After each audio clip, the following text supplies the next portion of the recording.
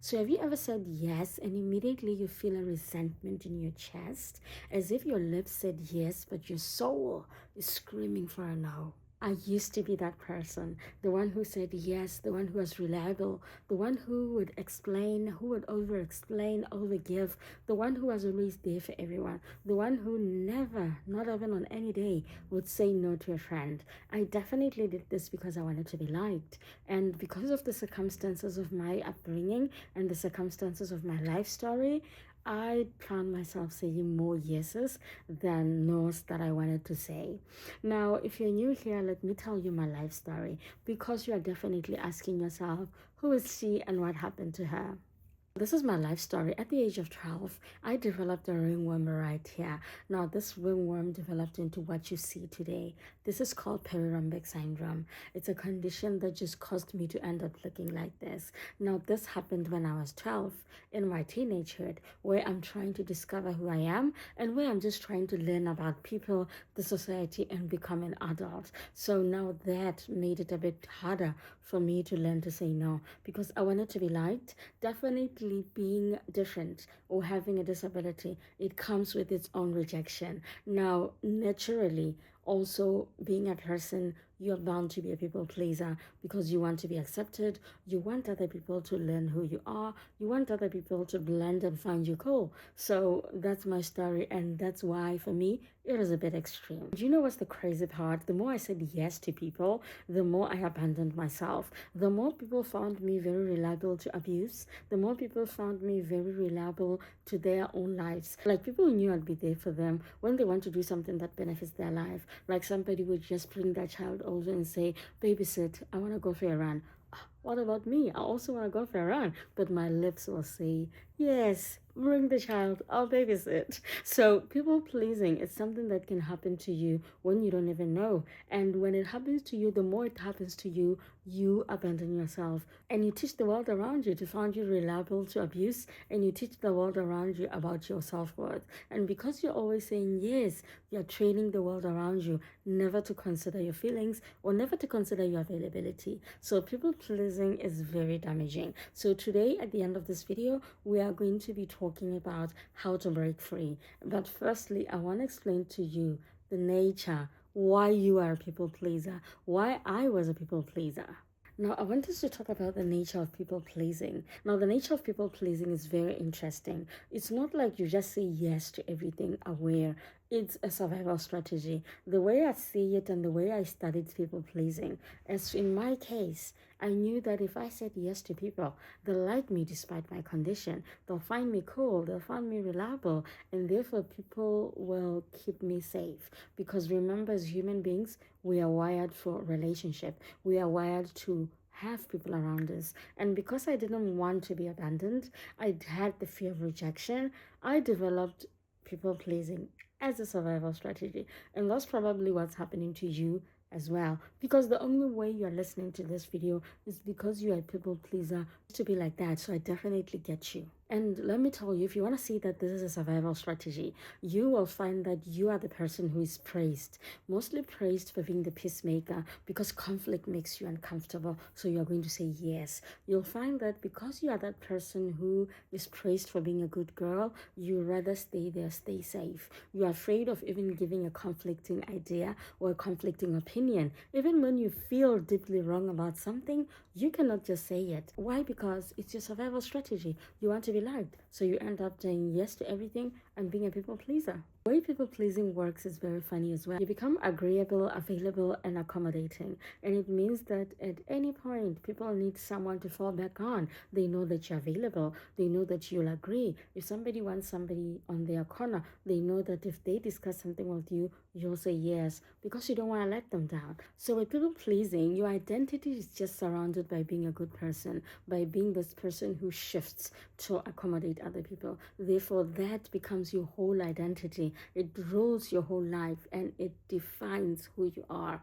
I know I've been there, of course. But now let me tell you what people pleasing costs you, because it's an expensive ordeal. It costs you your time, it costs you your energy, and it definitely costs you your identity because it changes your whole world. And the downside of people pleasing is that you only attract people who value you when you say yes, who value you for your obedience, because you become obedient when you become a people pleaser. And the sad thing is that deep down, you resent the very people you are trying to please. You resent that person you're always saying yes to. And the saddest thing is that you're never happy, because when you see the people, you know they're coming for something and you know you're going to say yes, and you resent saying yes.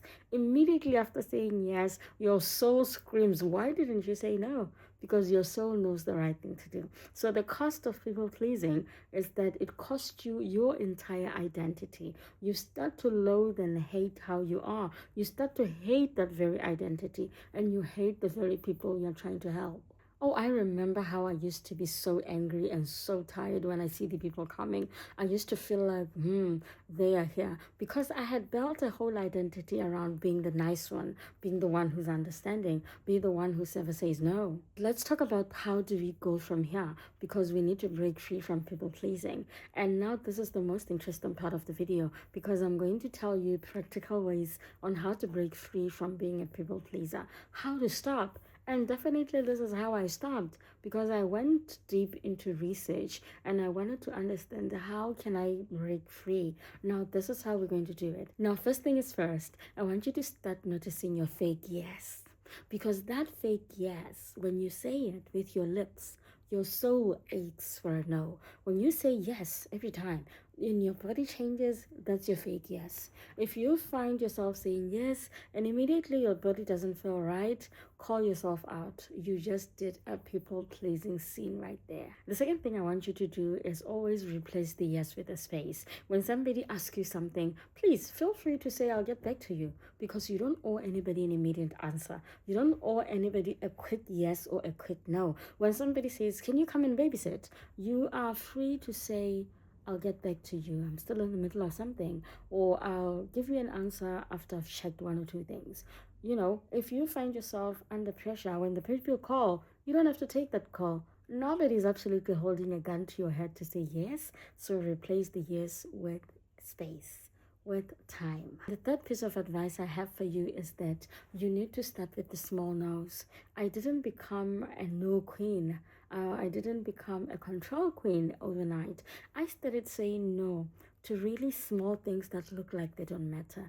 I started saying no to things that nobody would just say no to, because I wanted to build that muscle. Remember, I always talk about confidence being a muscle, that you always have to try. Start by trying. Now, when you start by trying and you build that muscle with the small no's, tomorrow you are able to say no to big things. And I can guarantee you that you can't start saying no to bigger things when you can say no to smaller things. For example, when somebody says, let's go out tonight for a couple of drinks, you know what?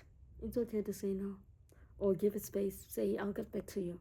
And then after a few minutes, tell them, oh, I can't, I'm currently engaged. If you say no, even if you want that beer, tomorrow you're able to say no when somebody says, loan me £1,000. So while you build that muscle of saying small no's, the next thing is that I want you to stop over explaining.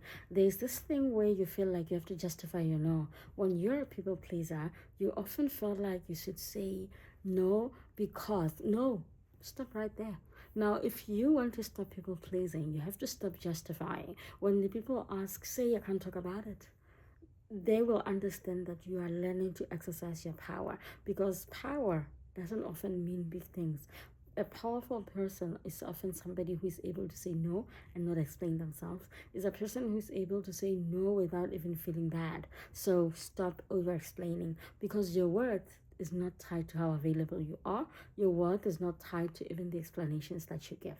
So my advice, stop over explaining yourself. Now, you might be terrified that when you start saying no, you will lose people. But let me set this straight for you, darling.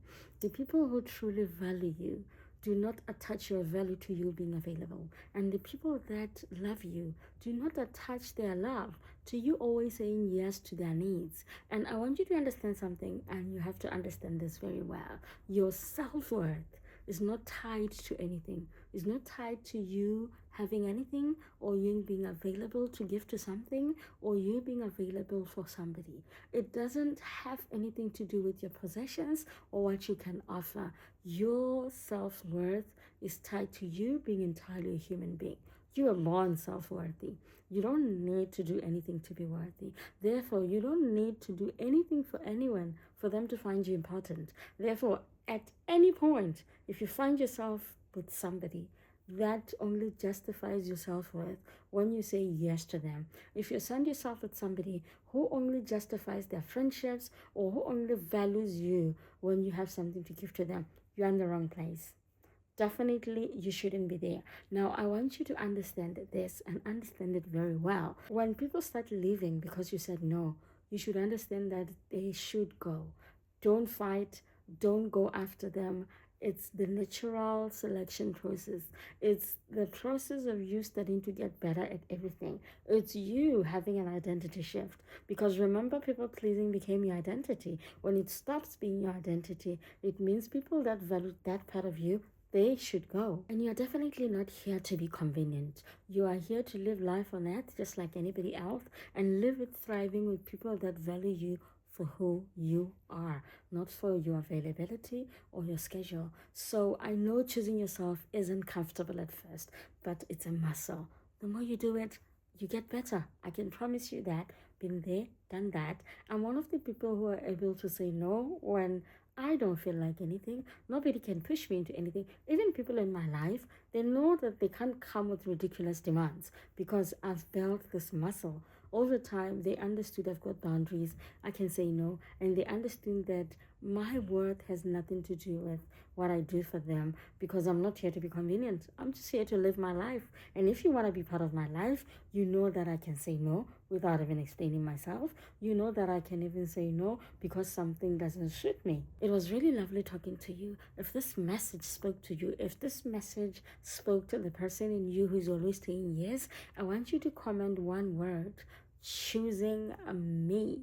I want you to comment that word and subscribe, because we are definitely going to have more and more of these sessions, because I want you to be better. I want you to be better. I want you to be bigger. I want you to live and work in your fullest potential. And definitely, I want you to build the confidence to become the woman who you are supposed to be. If you don't follow me on my socials, I use the same username like that. I'll see you on the other side. Bye.